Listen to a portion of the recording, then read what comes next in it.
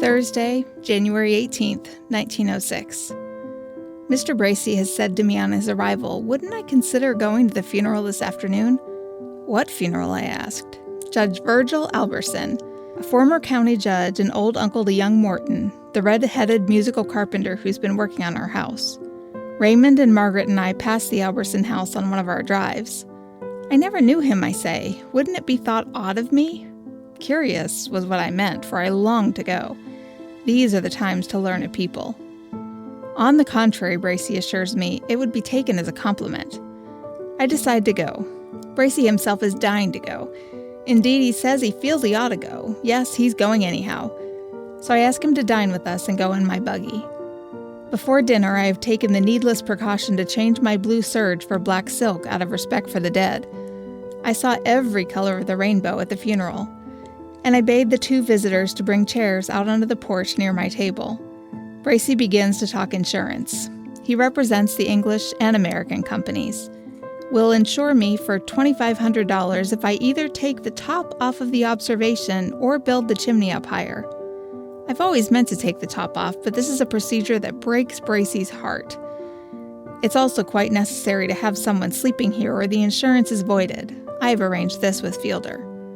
Peter announces dinner. Tomato soup, roast pork, Spanish omelets, highly appreciated, creamed potatoes, peas, rice, onions smothered in cream, hot biscuit, coffee, apple pie, chocolate cake.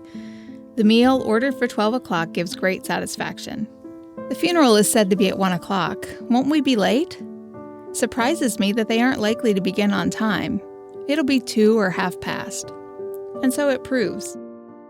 I set out without a notion of where I'm going, but it's to Lake Lindsay, with which church I now feel on tolerably intimate terms. We see the various tethered horses and wagons and buggies, just as on Sunday, only more. A funeral is evidently a great social event. I recognize John Bishop, he helps later to fill in the grave, and young Heddick and Miss Heddick, and faces I have seen on Sunday. Are we early, says Bracy? It's after 2. No, there's the coffin in that wagon under the red cloth. And so it was. And up comes Miss Bishop, sister of John and Bone and Jim. She has some grimy hymn books in her hands, a book called Praise and Triumph, and she asks Mrs. Lowry and me to help in the singing. We all follow the crowd into the graveyard, and addressed quite good by the old Methodist preacher. A lizard crawls out Mrs. Lowry's skin and is politely whisked off by the bidgemaster.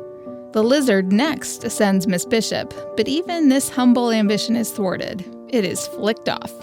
It next essays my skirts, and I am the object of some solicitude. I can't see it, and I wonder if its next manifestation will be up my leg. I even imagine myself into feeling it, but I know all the same it isn't there. We sing some hymns after the address, and I share a hymn book with Mrs. Lowry and sing the ones I know. Sweet by and by, Jesus, lover of my soul, etc. As I stand there in the sand and flooded by that hot sunshine over the grave of that old judge, in that strange company of shirt-sleeved, coatless men, women in their gay Sunday clothes, and children of all ages barefooted and clad, babies good or restive, I suddenly feel the strangeness of my being here so sharply that I almost think no scene I ever took part in struck me as odder contrast to the rest of my life. And yet, I didn't feel out of it.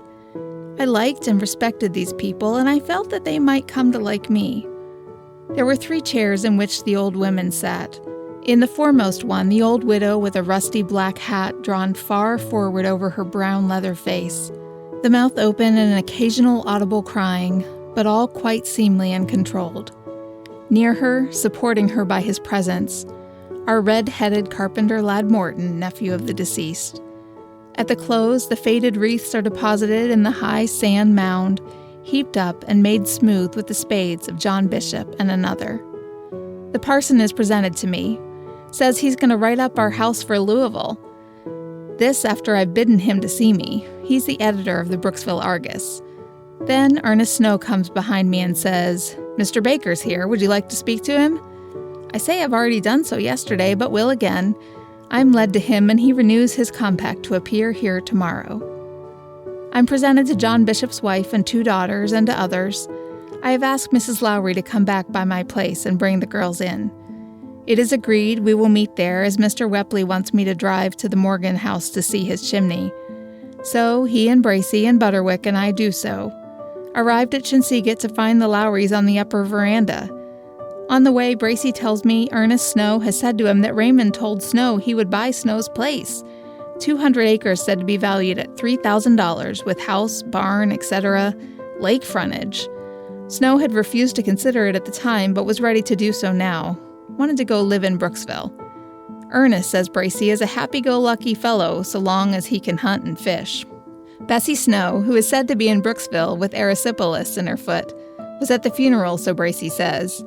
He tells how smart she is at housework, would get breakfast for 8 men before dawn, goes miles to school, comes back and gets supper. The sister Maud suffers bitterly at the passing of the old home into other hands. She's had differences with her brothers and is in Tampa clerking. When Bracy was for telling her what we were doing to the old place, "Oh, don't," she said. "Never speak of it. I never want to see it again." Back at home, I start off with the puppy Buck. When along comes Lizzie and Laura, so we all go down the hill in the red sunset. Tonight, instead of a flock of brilliant red birds down in the thicket, I find 4 cows drinking in the brown leaf hollow, wherein lies the blessed little spring that I so love. It looked quite beautiful to see the cows drinking there in the mellow light. Buck squeaks, so I have to carry him. Up to the house, Laura carrying Buck this time. I give the children candy and oranges and good night. I take Buck, who squeals to be taken up to the graveyard chinaberry tree. Underneath it, Fielder has put a seat for me to watch the sunset. Buck and I are there while the light fades, and from the kitchen wing comes the sound of fiddling. Red-headed Morton and Yancey are shaking off the funeral influences of the afternoon.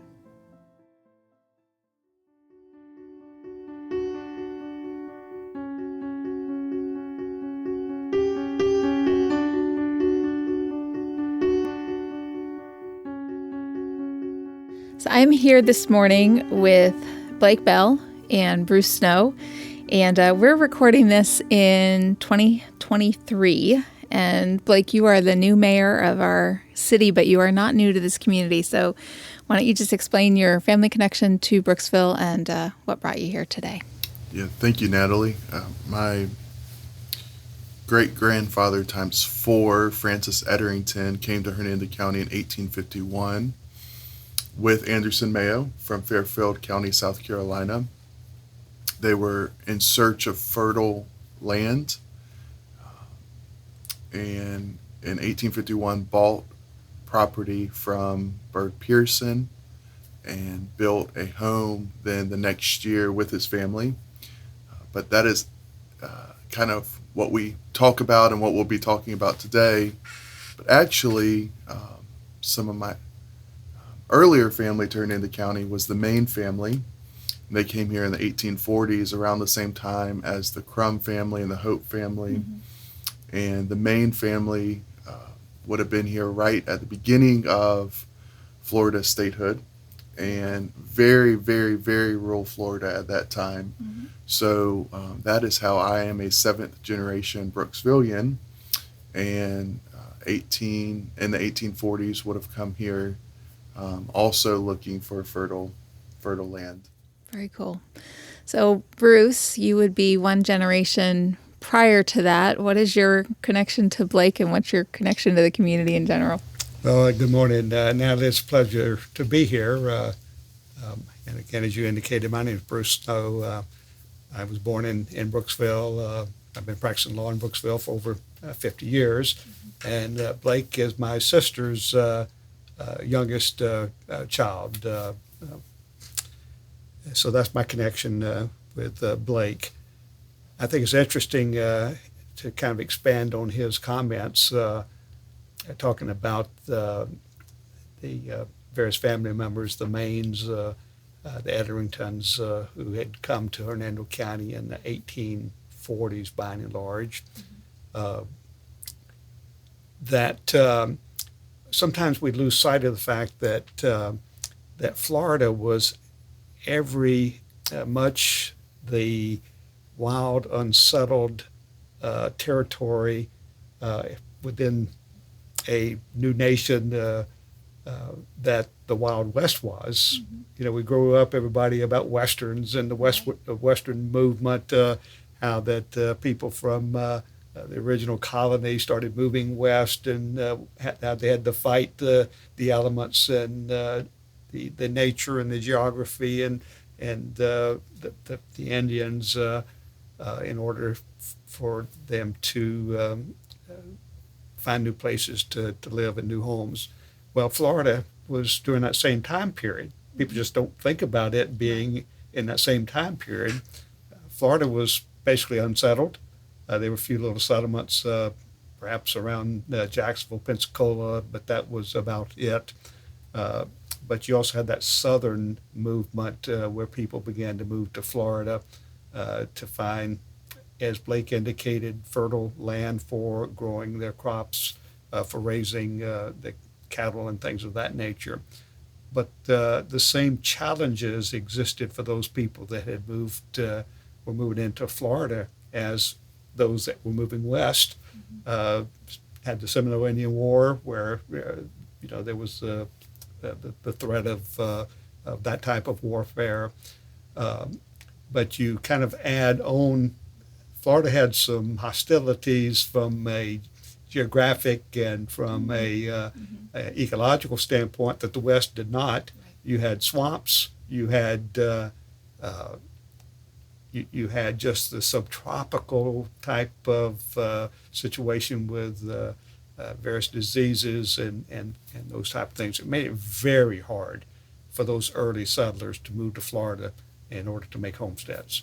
Right. I mean, you look at the fatality rates, and it was really pretty astonishing to live any kind of length of time because of that. And I think I'd always told the story since I started telling the Ederington story in 2015 about that journey from South Carolina, from their place there.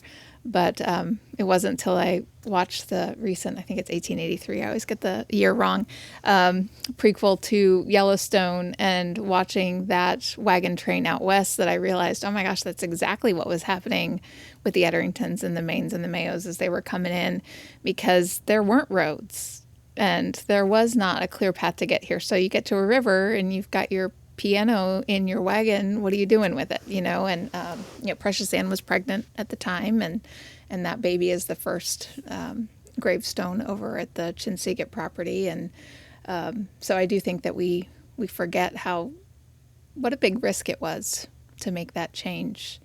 Do you have any insight into what would have made them leave a comfortable life like that in South Carolina? Well, I recently was in Fairfield County, South Carolina. I made a trip there, which was a phenomenal trip. I'd heard about it, growing up my whole life about Fairfield County, and I've recently been in touch with the Genealogy Society there and doing some research on the Ederingtons and the McCowans that were there and the Mayos that were there. And my understanding is a lot of South Carolina farmers during that period of time were overproducing on their land. So they didn't understand the need to take breaks at that point. Agriculture was big business, obviously, back then. And because of that, they wanted to grow as many crops as they could, as often as they could. And by doing that, they overused their land, and at that time it became more difficult to grow.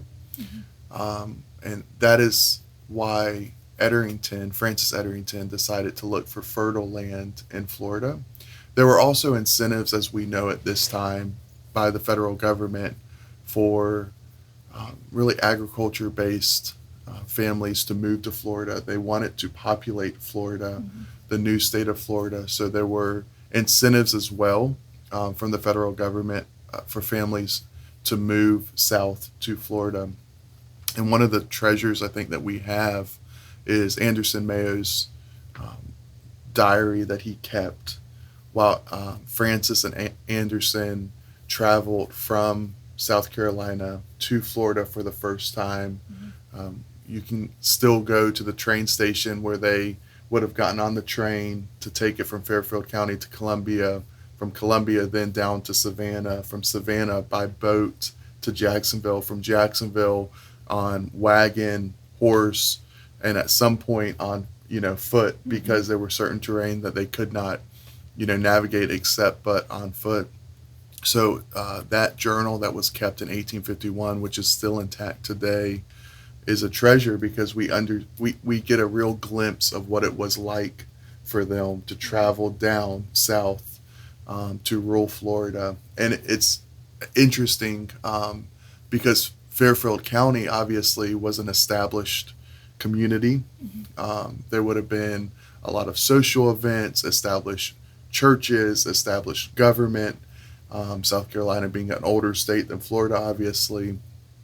So you have these people who are living in a very established society, leaving that established society, coming to a very, like Bruce was saying, rural area that had a very new government at the time, did not have a lot of infrastructure at all.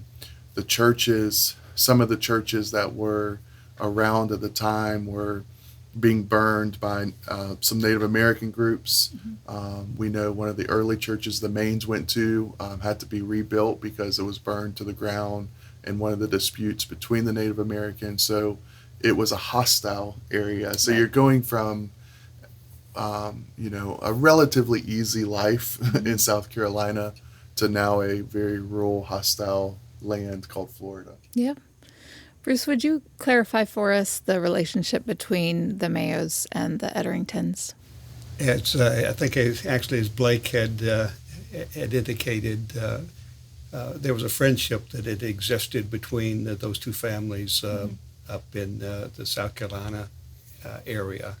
And they kind of separately agreed that they were going to come to Florida, in particular Hernando County, and Francis Ederington had moved into a portion of Hernando County that we now know as Chinsegut Hill, and the Mayo family that they came down similar times, and they kind of located on a hill north of what is now referred to as Chinsegut Hill.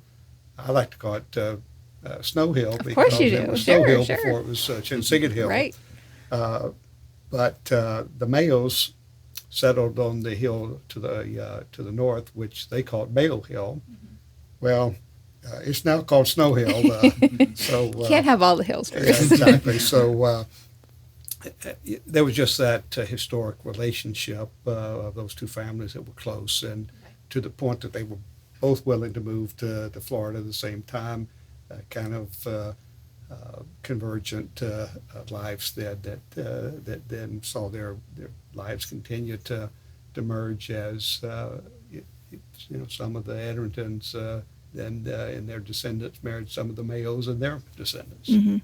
Well, and it makes sense too if you're going somewhere so remote to take a friend with you. We have a letter from Precious begging her brother to come, and so the Nevets end up here. But just the isolation would have been pretty astonishing, I would think. And Natalie, while we're kind of on that topic, Dr. J.R. Snow, who married one of Francis Ederington's daughters, came about 10 years later after the Civil War.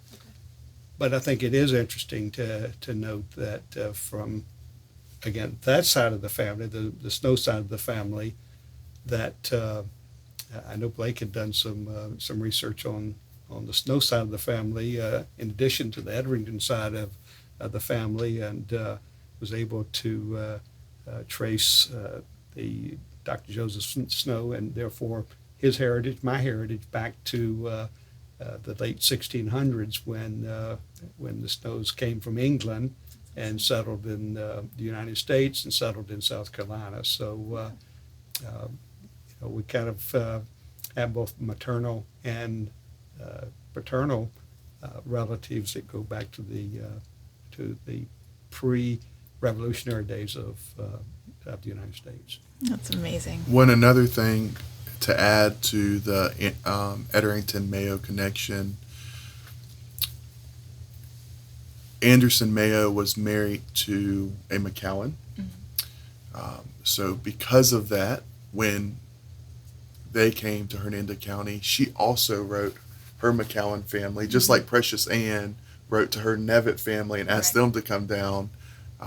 Some of the McCowans at that time also came down to Hernando County following Anderson Mayo and his wife. Okay. I can't remember. Annie McCowan. And so the McCowans then come down, and because of that, you have this new community, called Lake Lindsay, and all of them really lived in the Lake Lindsay community. And from those families, you have, Snows that come out of those, and Hales, and McCowans, and Hancocks, Billingsleys, Walls, McKeithen, Kimbrough, Bronson. But then from that, a Snow then marries a McCowan, and then that's how we then get connected to Anderson Mayo. Anderson Mayo obviously isn't a grandfather of ours, but would have been a great uncle through Ernest Snow marrying Cora Maine McCowan. In Elizabeth's diary entry today, we're at a funeral in Lake Lindsay at a church, and a lot of the names that you just mentioned are going to appear in that entry, including your great-great, however many great-grandfathers, Ernest. So not only do you have a lot of families that end up interconnected, but then Ernest himself is going to have 18 kids. So let's talk a little bit about Ernest and what you know about your great-great, however many great-grandpas. I grew up hearing him called Papa, because I think that's what he was affectionately called throughout probably most of his life. Papa, with 18, children. I think 13 or 14 lived to adulthood, but then a slew then of grandchildren, obviously. We know that Ernest stayed on the property after the property was sold to the Robins. And we know that because of Elizabeth's writings, affectionate writings about Ernest, and what appeared to be a friendship between the two of them. And we know that they stayed up there till 1920, when they moved a little bit north, about a mile north, to what then was called Hungry Bend. And I've always been told and heard from people who knew him that he was kind of a Gentile soul, a true Southern gentleman.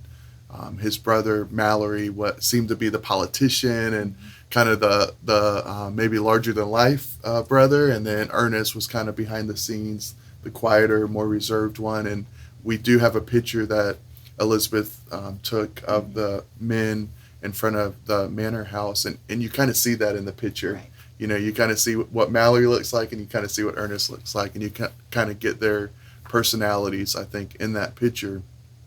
But we'll have that picture on the website. That's great, so people can see that. Ernest, his role for Elizabeth was to help her understand rural Florida. She, I don't think, to my knowledge, and you can correct me if I'm wrong, but had ever owned a farm before. No. So he helped her to, plant and to manage a large property and a large manor house. And, thinking back, Elizabeth didn't have children. Right. And you have Ernest, who had children with his first wife. Unfortunately, she died in childbirth, and then with his second wife. So they have a whole bunch of young children up there on the hill. And Elizabeth, not only did she enjoy the scenery of the hill and the quietness, but then, they're not her children, but you have children on the hill that she was able to enjoy as part of living up there as well. So Ernest, I think, was a crucial part in helping Elizabeth make the property into what it is today. Right. Yeah, I mean, she just was kind of looking at it as almost like a cabin that she could kind of go and camp out at, and her brother had very different ideas about making it this big farm operation, but she had no idea how to do that, and Ernest was huge with that. Go ahead, Bruce. Yeah, to the point of Ernest Snow, who was Ernest and Mallory. They were both children of Dr. J.R. Snow. And Mallory Snow actually became the clerk of the court in Hernando County. Blake had mentioned that Mallory had been a politician. Obviously, was in government, was a popular individual. Ernest was the farmer of the family. He also had a construction business, and it was involved in the original construction of what is now US 41. Okay. Using teams of horses to build the highway. So go back to that part of that history too. And it's interesting that the takeoff on your podcast today is Elizabeth and her connection with Chinsegut, and the connections that we're talking about from the standpoint of the Ederington family, the Mayo family, the Snow family, et cetera, moving to Hernando County, settling in the Lake Lindsay area, what is now known as Chinsegut, in the manor house there. And if anybody listening to the podcast has not been there, I would encourage them to go to Chinsegut Hill, to go visit the manor house. It is a unique experience in Florida. Yeah. It's one of the few remaining, if not the only remaining, large plantation-style houses left in Florida. It sits on top of one of the highest hills in Florida, and some just beautiful scenery too. Right. So there's also that history, and that history certainly goes back to the Ederington family, Mayo family, the Snow family, et cetera.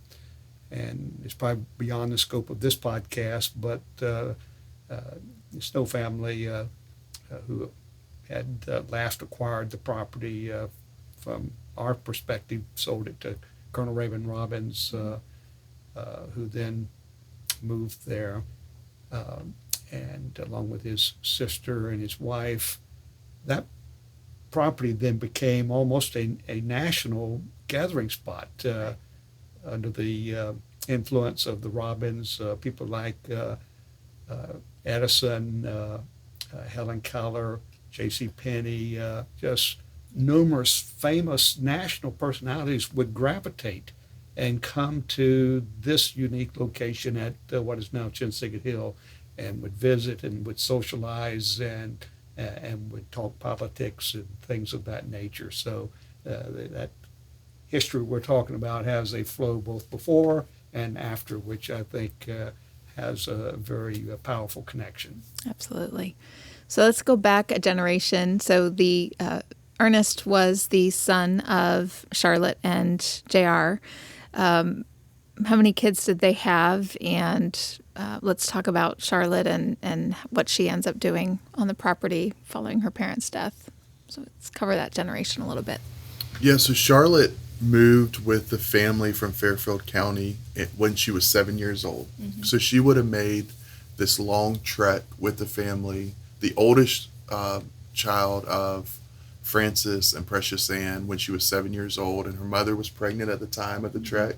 So I'm sure she was helping her mother and, right, giving her mother a steady hand on that trip down from South Carolina. So they get to Hernando County, and for a short period of time, they live in the home that the Pearsons had occupied while they're building the manor house. So Charlotte sees and probably remembers, 7 years old, the house being constructed, the house being built. So that was impactful for her as the oldest child, and her siblings probably didn't have that much memory of the house being built, but Charlotte did. So I think that makes the house even probably more important to her. Then at the age of 21, Charlotte's father passes away the year after the Civil War ends. At the age of 24, 3 years later, her mother passes away. And at this time, her mother had a 1-year-old daughter, had just had a 1-year-old daughter named Precious Ann. So at this time, Charlotte becomes the head of the house. and she had 5 minor siblings who she cared for. She would be charged with running the manor house. She would be charged with running the estate, the property. And to think about that now, a 24-year-old single woman in rural Florida, post-Civil War, when there's still hostility, as we know from history going on, running successfully this manor house and this property. It wouldn't be until 3 years later that she meets Dr. Joseph Russell Snow and then marries him and has her own children with him. But she raised her 5 siblings that were still minor, and just a very strong woman to be able to do that during this period of time, and not only do it and survive, but also do it and be successful in it. And then she goes on for about 2 decades to teach at Lake Lindsey School, and she taught a host of local Lake Lindsey children there, and had a number of children with Dr. Snow, including Ernest, Mallory, Maud, Bessie, Quinn. Yeah, there were 7 altogether, I think. I don't know if they all 7, survived, but there were 7. Well, and I think, too, just for the audience, if you haven't been to Chinsegut, this is, you think, okay, she's running a farm, big deal. People did that all the time. This was a major operation. Francis, her dad, had an extraordinary business that he was running. And I think just to scale it for you, besides the farm, he was also lumbering the property. And there is one shipment that he made to New York to the Faber Pencil Company that in today's money would have been $250,000. So this was not like a hobby farm. This was a major, major operation. Bruce, I can tell you are chomping at the bit. Yeah, I would liken Chinsegut in Florida to Yellowstone in Montana or Wyoming. Is from the standpoint of the scope of the operation. Chinsegut was kind of Florida's Yellowstone. Like you can be Mr. Dutton. with a bit better moral And your compass. sister can be Beth. But I think Francis had it up to about 1,600 acres is what I've read by the time he passed on. And then, of course, the Robins will grow it to about 3,000 by the time they start negotiations with the federal government, and they give 2,000 of that to the government. But this was not a hobby farm, and I think that's important to reinforce, because this was a very young woman taking on a household and maybe the biggest business operation in the community at the time. Yeah, and interesting, if you go to Lake Lindsey Cemetery, where a lot of the Ederingtons and Snows are buried to this day, there's an area where Charlotte is buried alongside Dr. Snow, and then 3 or 4 of her sisters are buried around her, including Precious Ann, who I think was probably a special sister to all of them if you look at her gravestone. Fortunately, she died at 21 while she was off at school. But Barilla Ederington Hancock, she married a Hancock. She was 9 years old when her mother died, so Charlotte then would have cared for Barilla from the age of 9 until the time that she became an adult. And it's interesting because Barilla's gravestone, and this is even uncommon for a gravestone, reads Barilla Eugenia Hancock, daughter of Joseph and Charlotte Snow, which just, I think, it pays tribute probably to Charlotte helping to raise her, even though she was her sister, called her mother, because Charlotte not only was running what you noted was probably the largest business operation in the late 1800s in Hernando County as a single woman, but also raising her, 5 minor siblings who had just lost their mother. Let's touch a little bit more on life at Snow Hill, as it was called at the time. That's now Chinsegut. So we know that there had been some cotton. There are a lot of the crops that they were used to in South Carolina, and it's JR that I believe introduced the citrus. What would daily life have been like for Charlotte and those men, and Mallory and Ernest, and anything that you know about the farming life of that time period? Well, you have to keep in mind, I think, in the prelude to our this moment in our conversation is that this was back in the 1800s. So you did not have modern equipment. You did not have modern farming equipment. You didn't have tractors. You didn't have so much of the modern farming tools, etc. By the same token, within the houses, you didn't have electricity. You didn't have running water. You didn't have the modern conveniences of the day. So just to survive, it took a lot of activity and effort and energy just to do your daily chores. But then to have a farming operation of that magnitude took a lot of work. There would have been a lot of clearing that would have had to have gone on in order to plant the crops, whether originally cotton, but ultimately this area wasn't a good location for cotton, so other crops were more appropriate. Citrus was incorporated into the operation. That was a large component of the operation.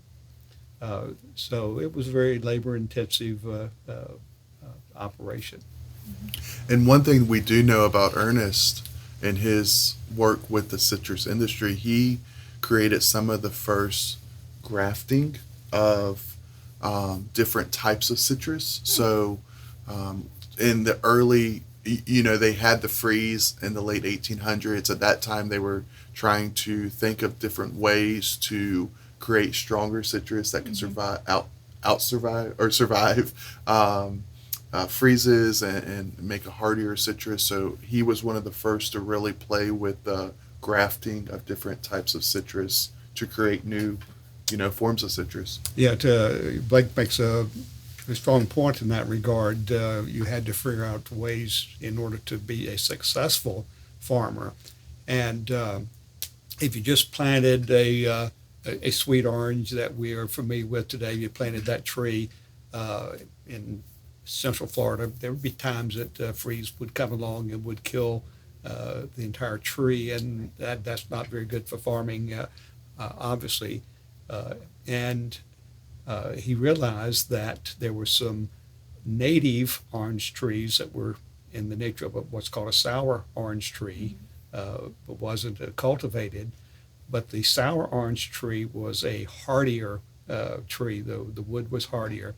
So he came up with the idea of taking that sour orange tree, the native orange, and then to its rootstock, grafting the sweet orange onto the sour orange, so that then the wood stock would be strong and hardy, but yet the fruit that was produced would be the sweet orange. Tastes a little better, yeah. And some of those sour orange trees are still up there on still the property find a lot of as sour well, orange and trees still going in strong. Florida. So people driving along, Yeah. they see an orange tree, and man, look at that nice, beautiful orange. They Right. pull it off and start Goodbye. peeling it, and it's pretty sour. It is very sour. It's great for marinade, though. I'll say that.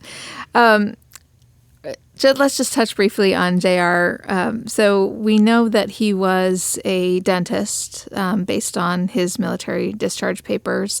And I was on site during the second archaeological dig at Chinsegut when they found a red rubber dental guard that would have been the proper time period for his lifetime, and which also proved to us that the dental practices haven't changed much over 150 years. So is there anything that you can tell us about JR's practice? Well, one of his great-grandsons, Jay Hypes, is a dentist today, and Jay actually has the original measuring tool that Dr. Joseph Russell Snow used when he was practicing dentistry, which also speaks to the fact that teeth have not changed Right. at all. Teeth, yeah. A tooth is a tooth. But, growing up, and I'm sure Bruce heard this as well, my granddad would talk about the dental chair that sat at in the manor house, and they would play on that dentist chair that was Dr. Snow's. They would, I think, spin around on the dentist chair. And, we also just living in the community where people went to see Dr. Snow, heard, stories about that. But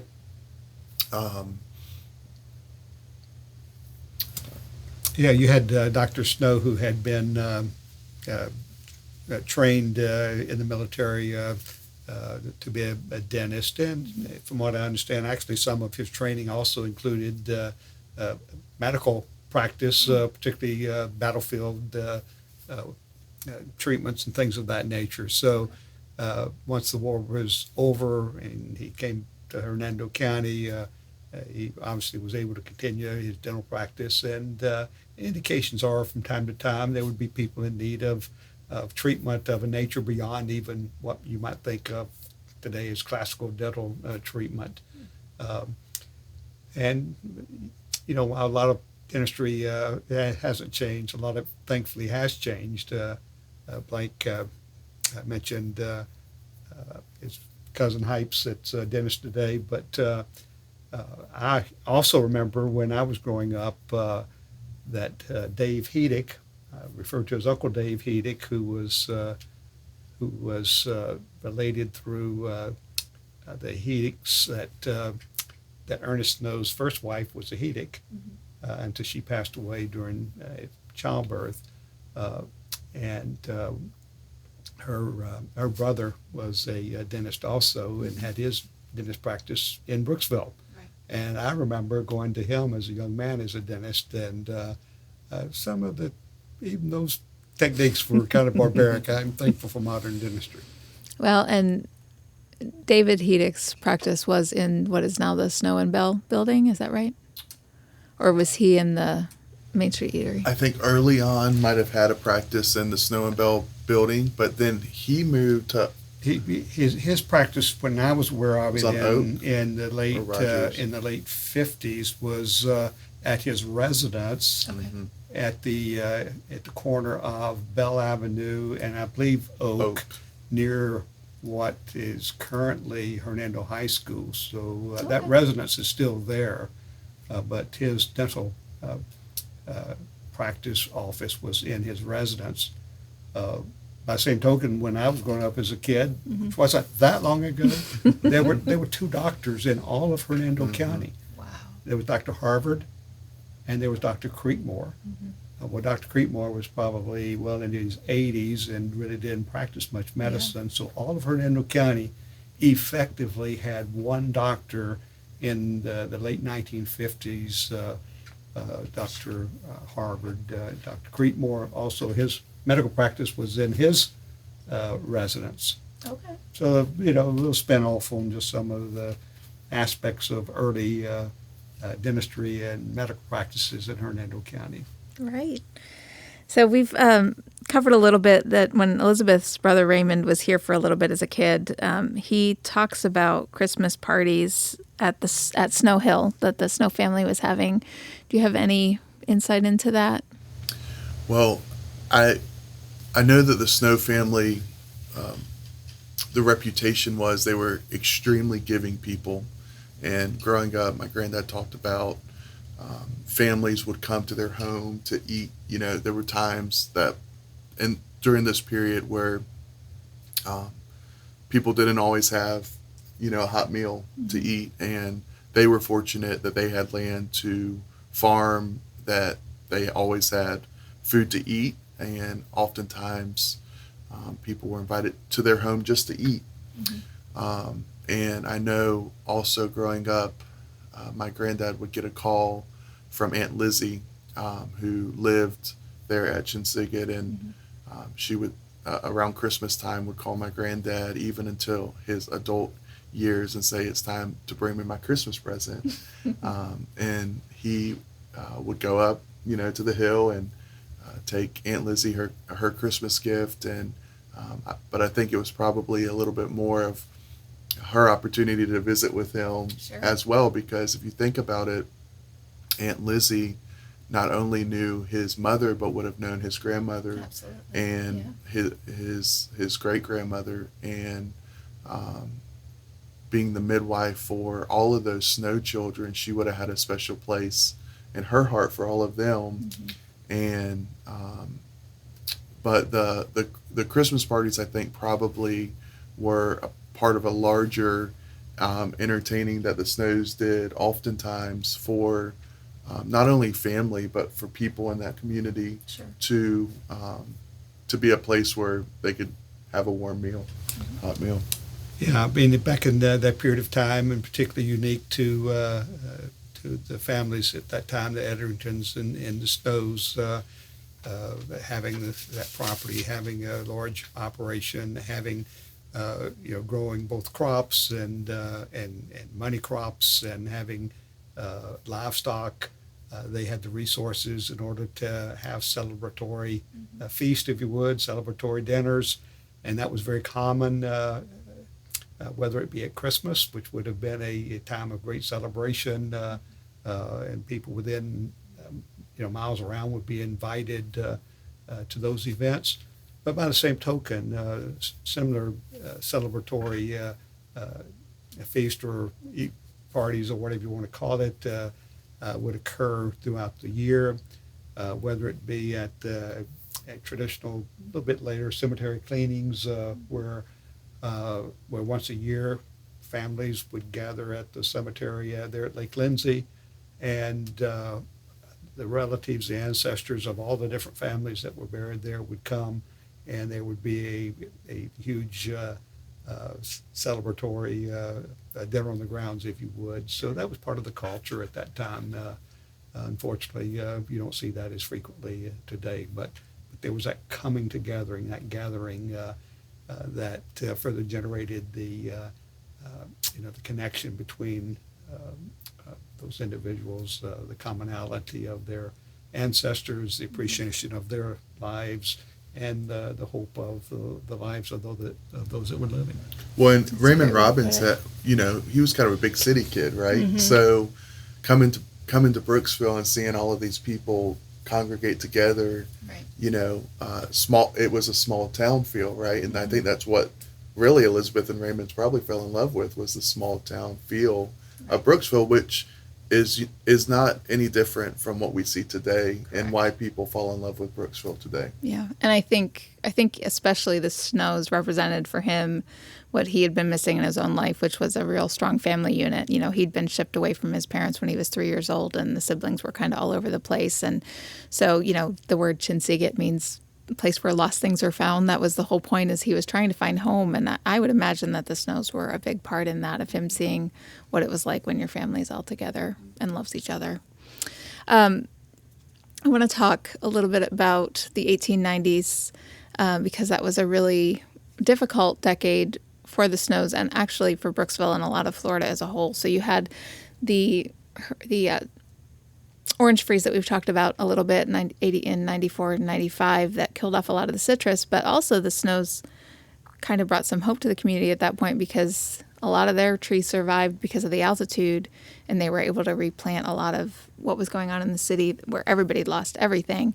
But Charlotte also passes away at that point, and then we're going to have a tornado spurned by a hurricane that comes through. Yeah, well, we know when the hurricane hit, or the tornado hit the home, the Snows then moved to what it was referred to as the West Side Manor. Mm-hmm. When I was a young boy, the West Side Manor was still there, and it unfortunately in the early 2000s was knocked down, but they continued living on the property. And that everywhere in the South, everywhere in Florida, mm-hmm. obviously was having it was a struggle during that period of time. Right. But as we commented earlier, they were hard workers, and that's what kind of was in their core, to be hard workers. And the family together, they were hard workers, and because of that, they were able to grow crops on their land, and they had farm animals that they were able to, use and to eat, and they never went hungry. And that's something that my granddad always talked about, being thankful for the land, because he saw people around him who were at times going hungry during this kind of tough time of Florida history, and they were always fortunate to have food on their table. And I think they were thankful for that. Yeah, that 1890 period kind of indication that life, even though you sound like you have a huge plantation and a lot of acreage and you have a large operation, that nature and the force of nature can change things in a hurry. Still the boss. You had that freeze that killed so much citrus in that period of time. And then later on, even in the modern days, in the 1980s, you saw other freezes throughout Florida that impacted the citrus industry in Florida. There was a day, again, in the 1960s, you could drive from Brooksville to Orlando, and you get in the Groveland and Claremont area.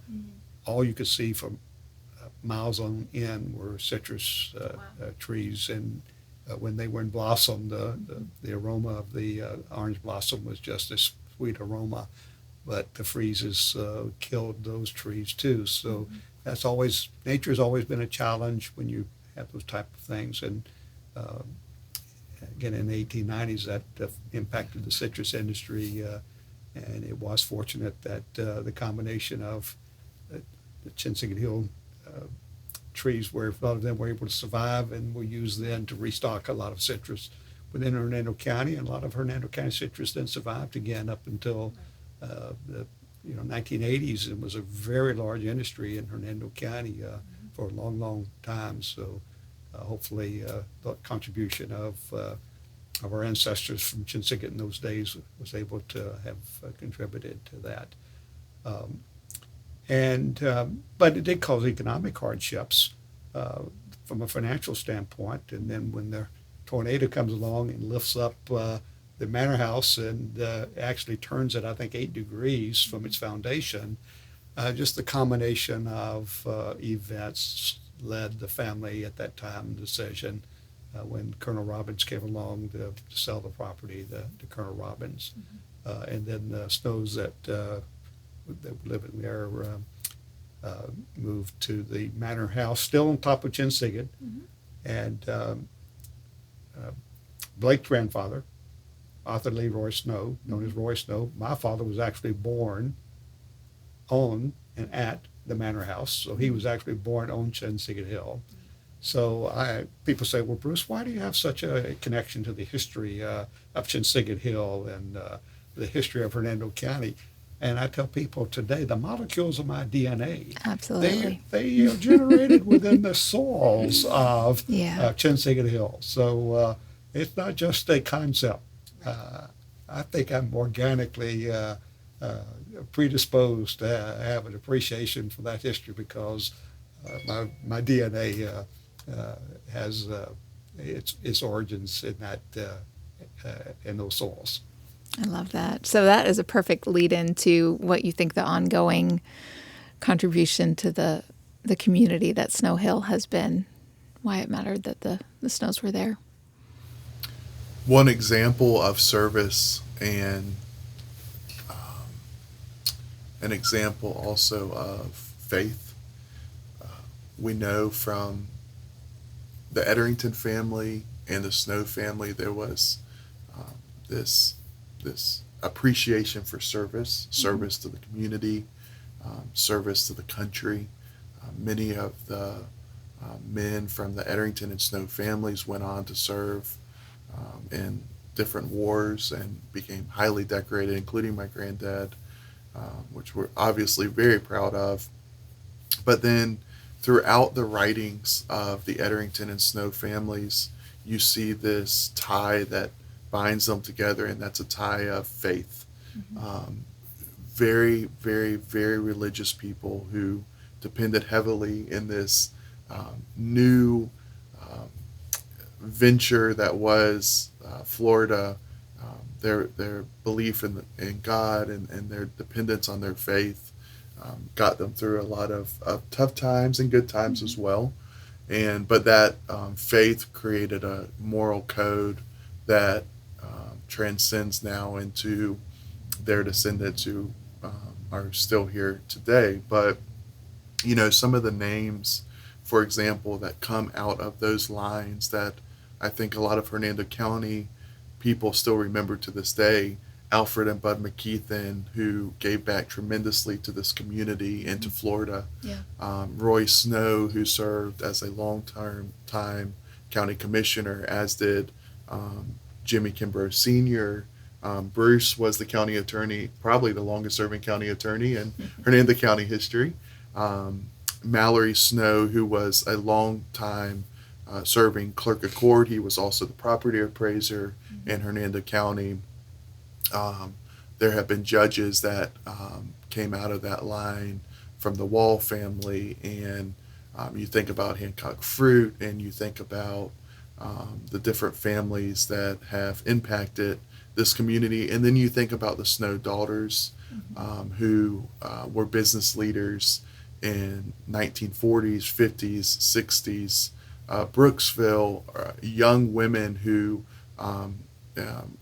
kind of uncommon for them to be such strong business leaders, especially in Brooksville at the time. But you had Juanita Snow Rogers, who had a very, very successful clothing business in town. You had Ernestine Snow, who, along with her brother, owned the very successful lumber yard. You had Marie Snow, who was married to my grandfather, who was a business executive and helped really steer Snow and Bell to become what it is today. And you had a number of women who were very strong business leaders, but also community leaders and church leaders during that time period. Women's club leaders. Presidents of the women's club and things of that nature. And that legacy, of course, still lives on today. And, I'm proud, obviously, serving on the Brooksville City Council and currently serving as mayor. But when I'm serving on the council, I look to my right, and another one of Francis Ederington's grandsons serves on the council alongside with me, Thomas Bronson. So, I think if Francis Ederington were here today, he'd be proud that two of his grandsons serve now on the city council when he came here in 1851, and now 2023, two of his grandsons are serving on the city council. Natalie, you look at the broad brush of history, you can have an appreciation that going back however far you want to, but even with the founding of America, you had people from Europe that decided that they were going to leave the civilized world in Europe and come to America before it had been settled. The Pilgrims and those laters that came to settle in America, where there was no, just the raw land and the natives that were here, and the courage and the bravery of those people saying, we want to go there and locate there and make lives for our families. We want to be able to have the liberty to exercise our faith. We have the freedom to live our lives free from tyranny. We're willing to suffer those hardships, and we studied in history the hardships that those early pilgrims suffered. But yet from those hardships, we see what a great land grew out of that. Later we talked about those that left the eastern parts of the United States to go west, where again they were to face all kind of hardships when there was nothing there other than their hopes. And you see the individuals that built communities and built lives. The same way then within Florida, as we talked earlier, those individuals willing to leave a more civilized, developed area to come to a wilderness and to take and change that wilderness into a productive community, productive lands to build a community. That really is a commentary on the power of the human spirit. I think we all then can draw courage and strength looking at history, looking how that power of the human spirit is that can face hardships, can overcome difficulties, and yet through hard work and through zeal can face those things and can be successful and build a community. And that's the same thing that we can do today. What a beautiful way to close that. And I would say that anybody who has benefited, like myself, from this community and the county and even statewide and nationwide in some ways, it was a great debt of gratitude to the Snow family for what they did and the bravery of coming through and making that sacrifice for themselves so we all could benefit. Thank you guys so much for joining us today. I know everybody is going to love this content. Thank you. Well, that historic expression, we now stand here with open arms and welcome those who come today. Very good. Thanks, Natalie. Thank Nice you. to be here. Thank you, Natalie. Snow family members understandably still feel a deep connection and love for the Chinsegut estate, even 118 years after it passed out of their ownership. Snow descendants will go on to local and state leadership to become war heroes, to teach and preach and mentor and serve. They will participate in countless more funerals of families and friends in that little Lake Lindsay church. The manor house would be repaired from the tornado damage, and the citrus orchard would be replanted. But that is a story for another podcast.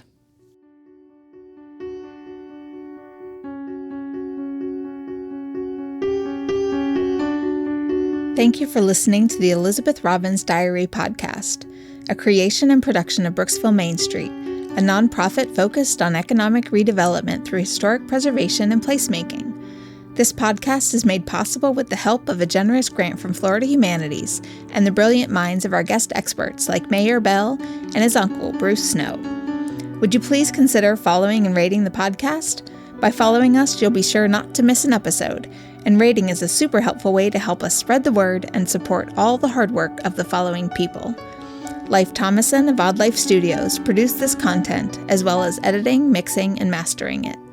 Tom and Patria Dye opened Profound Revelation Studios in downtown Brooksville, allowing us to create this content right in the heart of our city.